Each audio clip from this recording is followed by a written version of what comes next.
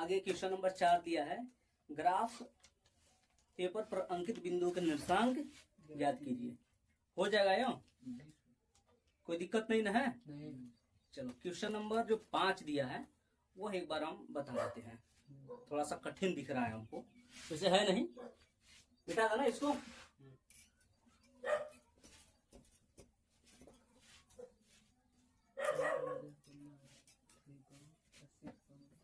देखो इधर question number 5, question number 5 दिया है कि बिंदु ए जिसका निर्देशांक 2 0, बिंदु बी जिसका निर्देशांक 2 2 और बिंदु सी जिसका निर्देशांक 0 और 2 है का निरूपण कीजिए तथा ओ ए बी बी सी तथा सीओ को मिलाकर प्राप्त होने वाली आकृति क्या होगी।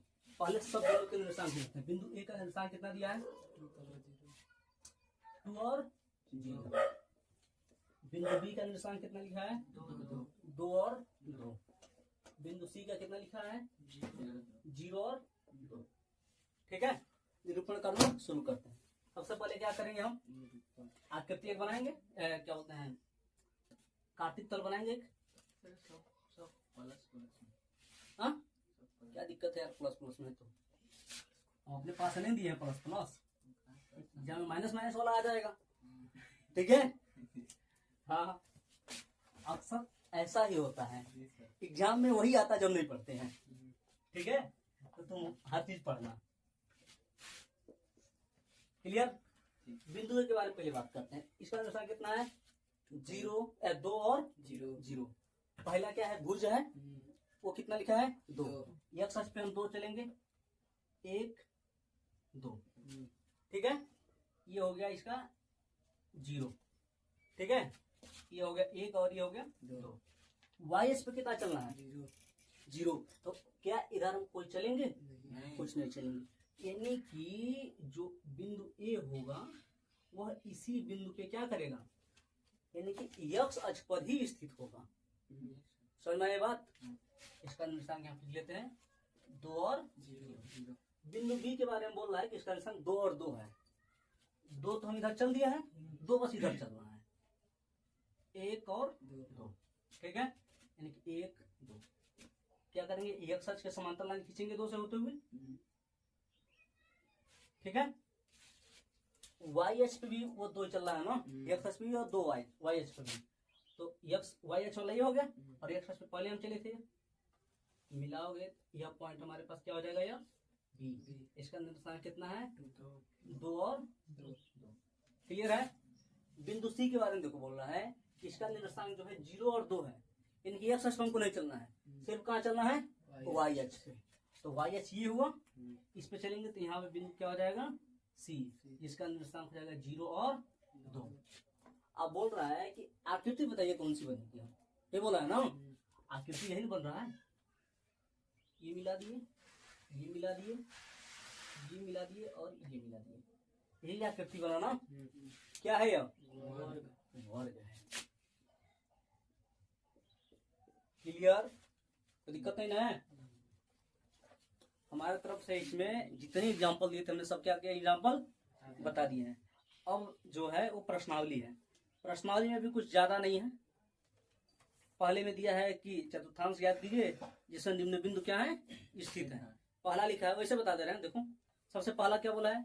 -1 और -4, दोनों माइनस है, किस में जाएंगे? वो तृतीय में। दूसरा बोल रहा है कि 4 और 1 है, किस में जाएगा? प्रथम में। तीसरा बोल रहा है 3 और -2 है, किस में जाएगा? चतुर्थ में। और तीसरा बोल रहा है -3 और 1 है, किस में जाएगा? द्वितीय में। फिर अगला बोल रहा है 7 और 2 है, किस में जाएगा? प्रथम में। फिर बोल रहा है -3 और -2 किस में जाएगा? तृतीय में। -6 और 4 कितने किस में जाएगा? द्वितीय में जाएगा ना। ठीक है। और अगला बोल रहा है कि 2 और -2 किस में जाएगा? चतुर्थ में। क्लियर है? कोई दिक्कत नहीं। क्वेश्चन नंबर 2 बोल रहा है कि निम्न में से बिंदु एक्स अक्ष पर स्थित है, यानी कि हमको ऐसा बिंदु याद करना है जो एक्स अक्ष पर स्थित है। अच्छा बताओ, कोई बिंदु एक्स अक्ष पर कब स्थित होगा? जब उसका y का मान 0 होगा, यानी कोटि का मान 0 होगा। सबसे पहला इसमें लिखा है बिंदु ए, 2 और 3 क्या एक्स अक्ष पे होगा? नहीं होगा। दूसरा बोल रहा है 2 और 0 क्या ये x अक्ष पे होगा? हाँ होगा, क्योंकि इसका कोट क्या है? 0 है। अगला बोल रहा है बिंदु सी 0 और 2 क्या ये x अक्ष पे होगा? नहीं, यह y अक्ष पे स्थित होगा, क्योंकि इसका x का मान कितना है? 0 है। चौथा बोल रहा है 0 और 0, ये बताओ x अक्ष पे होगा या नहीं होगा? अरे यार कहाँ नहीं होगा यार, ये है 0 0, x अक्ष पे भी है, y अक्ष पे भी है कि नहीं? यानी कि यह x अक्ष पर भी होगा और y अक्ष पर भी स्थित होगा। ठीक है। अगला बोल रहा है -1 और 0 x अक्ष पे होगा? ठीक है। अगला बोल रहा है 0 और -2 यह y अक्ष पे स्थित होगा। अगला बोल रहा है 6 और 0 यह x अक्ष पे होगा। अगला बोल रहा है 0 और -7 यह y अक्ष पे स्थित होगा। क्लियर है? तीसरा क्वेश्चन बोल रहा है, तीसरे नंबर वाला बोल रहा है निम्न प्रत्येक बिंदु को अक्षों पर निरूपित कीजिए तथा वह चतुर्थांश भी ज्ञात कीजिए जिसमें ये स्थित है। लग जाएगा कि नहीं लग जाएगा? लग जाएगा ना।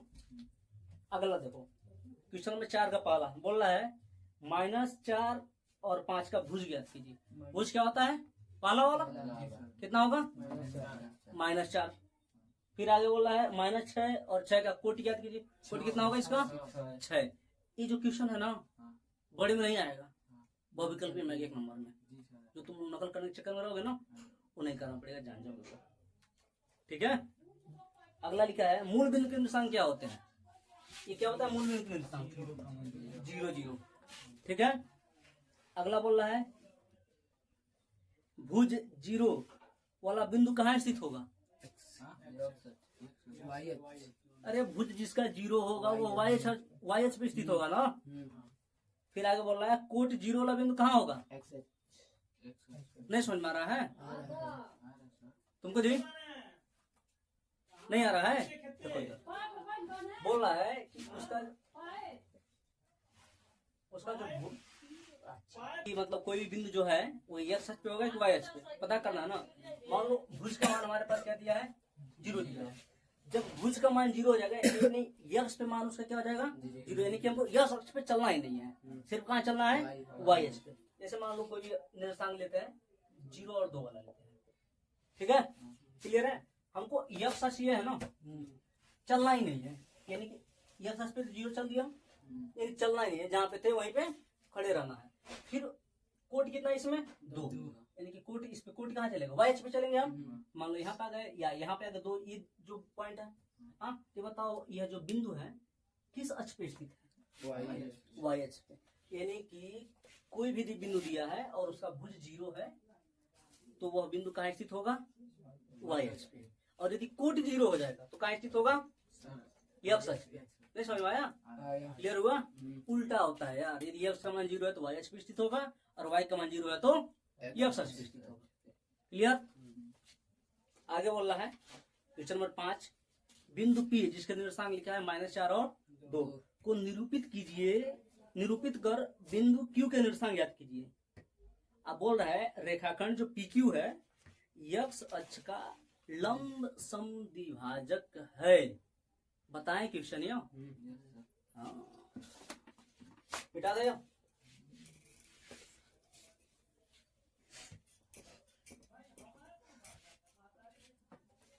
क्वेश्चन नंबर 5 है। हाँ देखो इधर बोल रहा है बिंदु P जिसके निर्देशांक कितना दिया है? -4 और 2 है, को निरूपित कीजिए तथा बिंदु Q का निर्देशांक ज्ञात कीजिए। रेखाखंड जो PQ है ना, नहीं समझ में आया? रेखाखंड यदि P का निर्देशांक दिया है और Q हमसे क्या कर रहा है? पूछ रहा है। अब बोला जो रेखाखंड PQ है यानी कि इन दोनों को मान लो ये पॉइंट P हो गया और ये पॉइंट Q हो गया, ये P हो गया और ये Q हो गया। इसको जब दोनों को मिला रहे हैं ना तो जो x अक्ष वाला है ना, x अक्ष बोला है ना, हाँ x अक्ष, हाँ ठीक है, y अक्ष पे कर दिया, ठीक है, y अक्ष पे कर दिए थे। यानी कि जो x अक्ष आएगा ना, यानी कि ये वाला लाइन इसको समद्विभाजित करेगा। यानी इससे यह पता चलता है यह लाइन ऐसे नहीं है, यह लाइन है ऐसे। ठीक है, एक बिंदु P यहाँ पे, Q यहाँ पे होगा, अब फिर जाके यह x अक्ष जाएगा। यानी कि यह जो x अक्ष है ना इसको 2 बराबर भागों में क्या कर रहा है? बांट रहा है। समझ में आ गया? हाँ आसान हो गया यार अब तो। यानी कि बांट रहा है ना, मतलब इससे ये पता चल रहा है हमको ना, यानी कि जो PQ लाइन है और जो यक्स अक्ष है ना, ये दूसरे को जहाँ काट रहे होंगे ना, वह पॉइंट होगा मूल बिंदु। इसका अनुसार होगा 0 0। ठीक है, अब बोलो इसमें बोला है हाँ P का निर्देशांक कितना, -4 और 2। -4 का मतलब कितना आएगा, पहले बना लेते हैं, मिटा दे जाओ, बना के दिखाते हैं। ठीक है, यह यक्स अक्ष हो गया और ये वाई अक्ष हो गया। यह बिंदु हो गया हमारे पास मूल बिंदु, जिसका निर्देशांक है 0 0। ठीक है, पी बिंदु का निर्देशांक दिया है -4 और 2। -4 किस में जाएगा, द्वितीय में, 1 2 3 4, 1 2 3 4।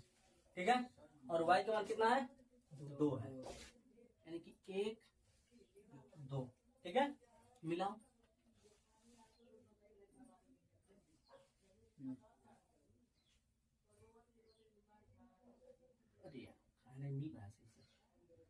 ठीक है, यह बिंदु हो गया हमारे पास P, जिसका निशान हो गया -4 और 2।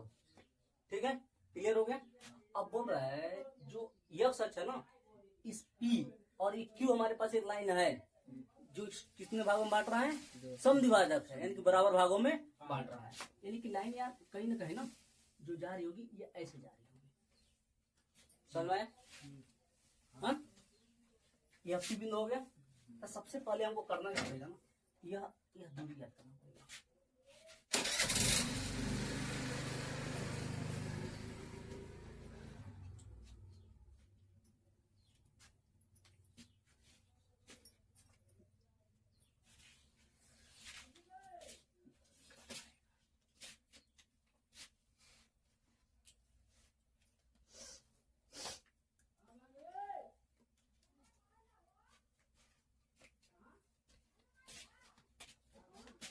ठीक है जी, P बिंदु का निर्देशांक -4 और 2 है। अब यहाँ पे कोई ना कोई पॉइंट Q होगा, इसी का निर्देशांक याद करना है। किस चतुर्थांश में जा रहे हो, चतुर्थ में ना। ये बताओ यहाँ से ये जो दूरी है और ये दूरी है एकदम सेम, यहाँ से ये दूरी और यहाँ से दूरी यही रहा होगा कि नहीं रहेगा, रहेगा ना। यानी y अक्ष पे इस पे कितना चले हम, y अक्ष पे 2 चले हैं और x अक्ष पे कितना चले हैं, -4। इसमें भी हम y अक्ष पे 2 चलेंगे और x अक्ष पे कितना चलेंगे, -4। x अक्ष यह है, चलो 1 2 3 4। ठीक है, यानी 1 2 3 4 और y अक्ष पे कितना चलना पड़ेगा, 2 1 2। ठीक है, क्योंकि 1 और 2 मिलाओ दोनों को। ठीक है, इस पॉइंट मिले। अब बताओ इस बिंदु का निशान कितना होगा, हाँ 4 और -2। यानी कि जिस Q बिंदु का निशान पूछ रहे उसका निशान कितना होगा, 4 और -2। दूसरा जो तरीका था, तरीका ये था ना, ये जो तुमको बोले थे ना अभी शुरू में ही कि यह दूरी याद करना है, ये दूरी से नहीं याद करवाए क्योंकि दूरी का फार्मूला नहीं बताया तुम लोग को, बताया है? कौन माइनस रहेगा, आंसर तो गलत है, कौन सा माइनस रहेगा, इसलिए गलत है। कितना लिखा है, -4 हो तो भी सकता है, इसमें आ जाएगा तब। ठीक है, हो तो ये भी सकता है, लेकिन यदि हम मूल बिंदु से निकाल रहे हैं तब तो ये हो जाएगा। यदि मान लो हम सीधा सीधा ऐसे कर दे रहे हैं, ऐसे पॉइंट कर ले रहे हैं, मतलब PQ जो लाइन है इसको सीधा ही कर दे रहे हैं हम, तो ऐसे हो जाएगा ये, तब ये पॉइंट Q हो जाएगा, तब इसका निशान -4 और -2 हो जाएगा। तो पता कैसे करेंगे किस में करना है, क्वेश्चन में देना चाहिए यार, रुक जाओ पढ़ने दो थोड़ा सा। हाँ, ये वाला नहीं होगा जो पीछे है, क्यों नहीं होगा, क्वेश्चन में ये देखो लिखा है यक्स अक्ष का लंब समद्विभाजक है, ये बात ध्यान नहीं दी हम, समद्विभाजक बस चल दिए, लंब समद्विभाजक है। तो ये देखो ये लाइन है और जो काट रहा है ये लंब नहीं है, 90 डिग्री है ना, यानी कि ये वाला नहीं होगा जो हमने लिया था। यदि उसने यदि अच्छा क्वेश्चन ये नहीं कि आप गलत हुआ, थोड़ा समझ लो भी लो। यदि मान लो क्वेश्चन यदि बोला तो मूल बिंदु से होकर जा रहा है, तब ये वाला सही होता है। ठीक है। और यदि बोल दे वो लमसम द्विभाजक है, तब ये वाला सही होगा। क्लियर हुआ कि नहीं हुआ? क्लियर है? चलो क्वेश्चन नंबर 6 लग जाएगा। निर्देशांक याद करना है, कुछ नहीं है, बस खत्म हो गया यार। चैप्टर शुरू होते ही खत्म हो गया।